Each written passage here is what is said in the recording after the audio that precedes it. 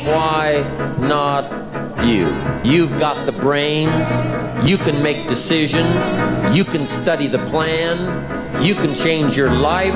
Why not you? Life isn't forever. It finally comes to an end. One of the Beatles wrote, all things must pass. The sunrise doesn't last all day.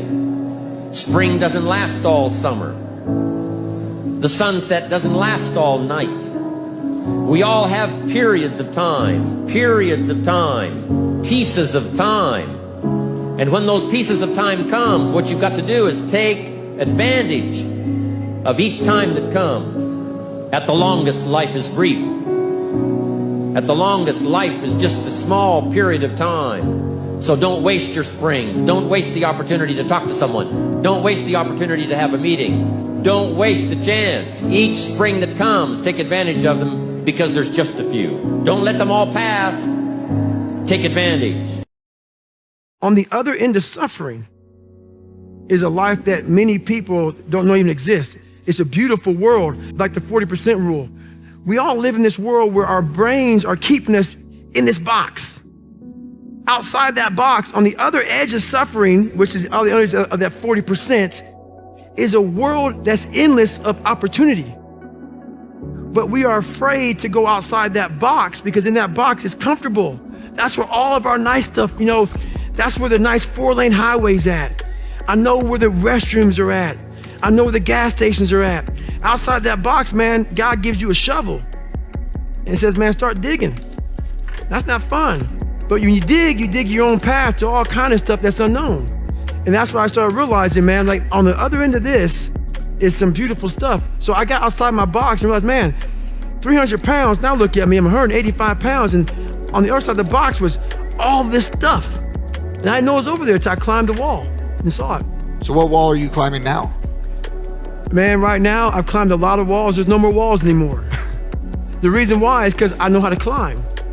I was trying to figure out how to climb before. I got all the right gear, man. I got the ropes, I got the shoes, I got the chalk, I got the harnesses. I'm good, I'm not scared to climb anymore. I go to the rock, hammered in, I got my belay, and I'm good to go. So you gotta figure out how to climb first, and that's all. We all have a different way of climbing. That's why there's a lot of books out there on mental toughness. It's all crap. Why? Because it's a cookie cutter way. Life isn't cookie cutter. Like 3.14 is pi. It's how you figure out equations. We're all different equations. We all have a story. We all have to strengthen our mind to figure out our own equation. Once you figure out your own equation in life, you can then start picking away at how to be better. But you first have to figure out your equation in life. Once you figure that out, man, you can do anything. There's a version of you that never sleeps in, never skips training, never wastes time.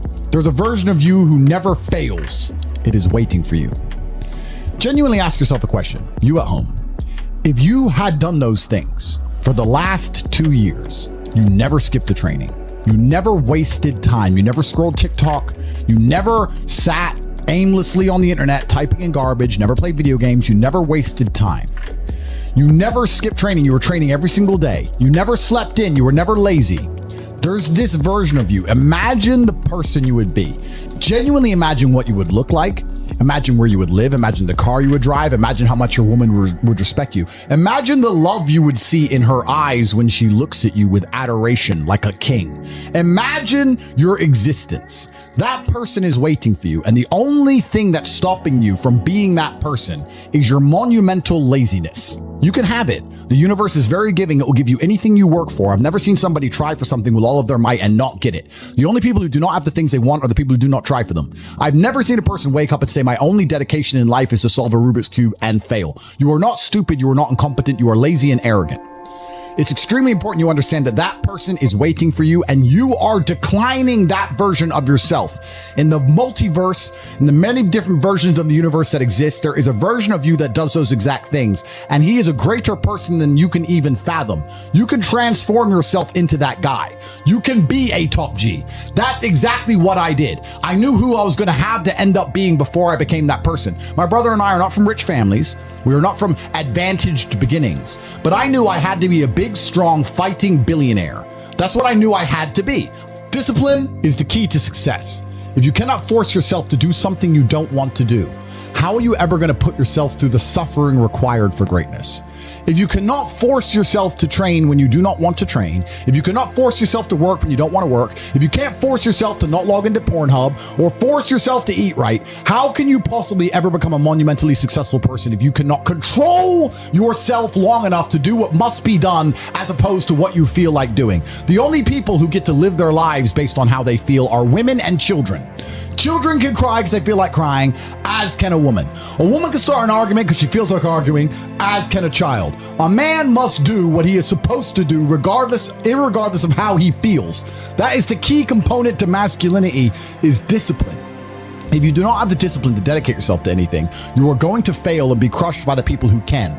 If you only go to the gym when you feel like going to the gym, you're never going to be as strong as the people who go to the gym when they don't feel like going to the gym.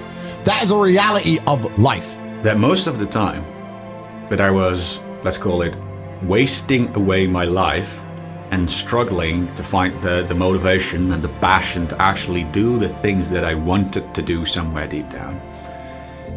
It wasn't necessarily the fact that the things that I had to do were so hard, or that they were so uncomfortable, or that I didn't know where to start or whatever. But it was probably due to the fact that I was always, as a default, distracting myself, doing things that were very fun, doing things that were very stimulating, that give you a lot of dopamine. And so I had probably raised my dopamine levels, my dopamine baseline, if you want to call it that, all the way up here. I was doing the things that give me the most stimulation, right? The things that give me the most dopamine.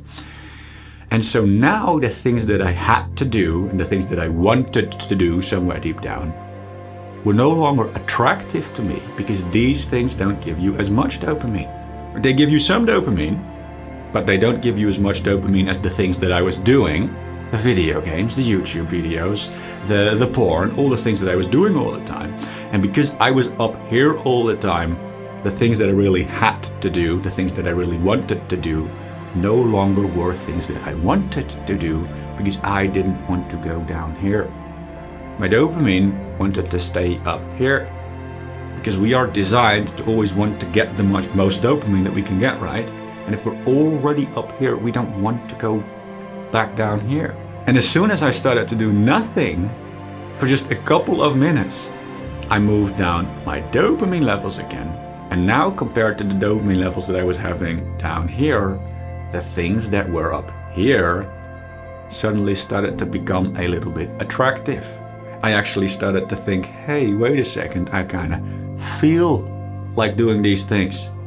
Because I allowed myself to feel like doing these things because I was down here and not up here anymore.